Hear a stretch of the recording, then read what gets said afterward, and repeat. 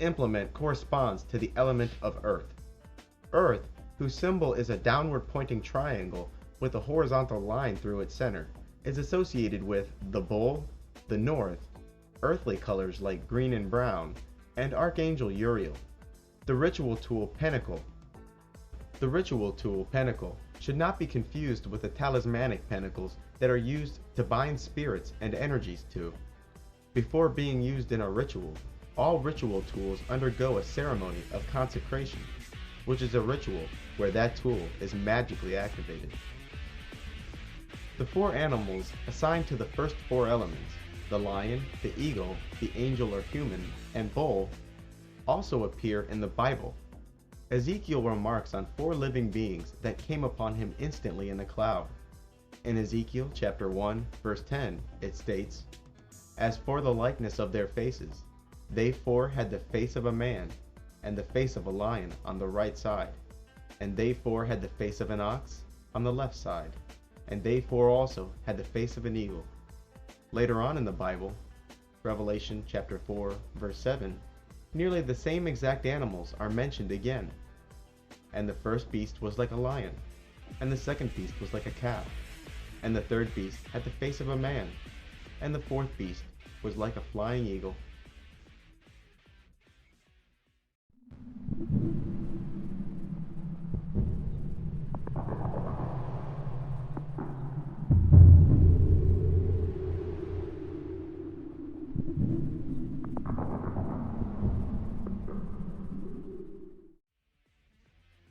As stated earlier, once the magician has invoked a spirit or type of energy, he has a number of options.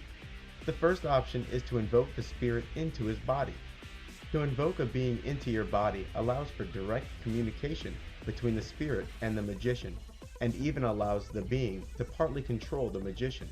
For this reason, magicians should only invoke benevolent spirits into their bodies. Another option the magician has is to assign a spirit a direct task. The magician may ask the spirit to cause physical harm, feelings of attraction, and discord in other people. He may also ask the spirit to cause changes in the weather, cause disruption in entire organizations, and even find hidden things. Magic of this type, that alters the world outside of the magician, is called thaumaturgic magic. Once present, the magician may demand that the spirit empower a talisman. A talisman, often called a pentacle, is a physical object that represents a spiritual energy. The talisman becomes the physical abode of a spirit or energy that is constantly working to fulfill the purpose of the talisman. The purpose or duty of a talisman depends largely on the spirit used to empower it. Each of the 5 elements and 7 planets corresponds to a specific personality type and therefore capable of certain duties. As with all magical acts, one must never assign a job to a spirit that does not correspond to its nature, similar to how we don't employ mechanics to give us a physical and doctors to fix our cars. To assign the talisman a job involving love and attraction, one should empower the talisman with the spirit of the planet Venus, or the element of water. To succeed in conflict, the energy of the planet Mars is what should be quote-unquote activated at the beginning of the ritual. To become a better author, the magician would invoke the spirits of the planet Mercury, or spirits of the element air. After the appropriate type of energy for the job is selected and invoked, the magician specifies exactly the purpose of the talisman. This act is called consecration, and usually includes a sentence specifically declaring intent. Something like, "I consecrate this talisman for the purpose of increasing my abilities as an author. May this talisman fulfill its purpose without evasion, ceasing its work only when it is deconsecrated. It happens that I am writing this book under the quote-unquote influence of just such a talisman." A talisman that uses planetary spirits should be consecrated on that planet's day and hour. A talisman may also be charged or recharged by the process of thought embedding spoken of earlier, but these talismans are considerably weaker. Sometimes, rituals that increase the flow of astral energy, such as the middle pillar ritual, are used to embed a talisman with intention. Talismans are usually inscribed with names and symbols. The names drawn on the talisman correspond to the names of the spirits who will be assigned the duty of fulfilling the talisman's purpose. In Western magic, these characters are usually in English or Hebrew. The symbols that usually adorn the talisman do not represent abstract concepts, but names. Symbols that represent names are called sigils. These sigils are formed by the use of a kamiya, or magic square, which is simply a grid of numbers.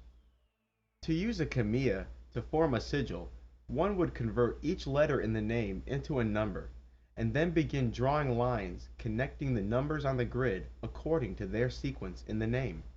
Each of the 7 planets corresponds to a different grid of different sizes, and the spirit's name must be drawn using the grid assigned to that spirit's planet.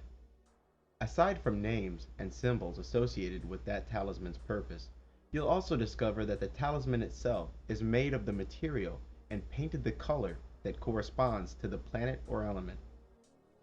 Instead of assigning the spirit to a one-time duty or a full-time talisman, the magician may wish to evoke the spirit into visible appearance. To evoke a spirit is to command it to be present in the room, but not within the minds of those present. Evocations are among the most dangerous magical acts and should not be taken lightly. Most commonly, the spirit is evoked into a magical triangle while the magician stands inside of a magical circle. The magical triangle is used as a spiritual container and confines the spirit during the ritual. Sometimes the triangle includes a scrying mirror. For example, the spirit can use the scrying mirror to transmit scenes of other worlds or of ancient times. The spirit may also, of course, project his own image into the mirror. The magical circle the magician stands in is usually painted on the ground and often includes other symbols like pentagrams and hexagrams. The magician calls upon higher powers to command the spirit to make himself present within the triangle or mirror. The spirit must be given some kind of substance, like steam or smoke, to take a physical appearance. Otherwise, the mirror must be used. Once present, the spirit should be commanded to reveal itself in a manner that is not hideous and to speak in a soothing voice, using your native tongue. The spirit should also be commanded to control its odor. It is the nature of some spirits to arrive as hideous beasts with a foul odor and an unsoothing voice. Signs of a successful evocation are a sudden wind, noises, voices, and odors in the ritual chamber. An object bearing that spirit's sigil is placed in the triangle, and this object is subjected to injury when the magician wishes to force the obedience of that spirit.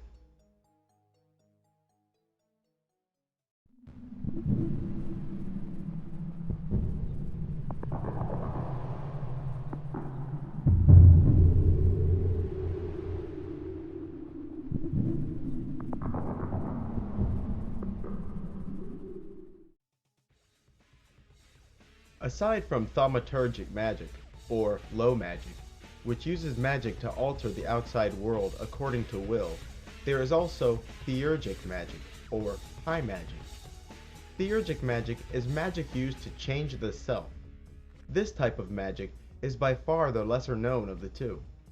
The most common ambition involved with theurgic magic is what is called knowledge and conversation with the holy guardian angel. This merger of the guardian angel and the lower self can take years, and this long-term ambition requires a series of rituals which slowly merge the magician and his guardian angel into one body. Merger with one's holy guardian angel is also called the Great Work, and is among the highest achievements of both white and black magicians. Although the term is used profanely to describe the chemical conversion of one element to another, alchemy is another word used to describe this kind of spiritual development. The middle pillar ritual, detailed earlier, is one example of spiritual alchemy. The individual steps of spiritual development are called initiation.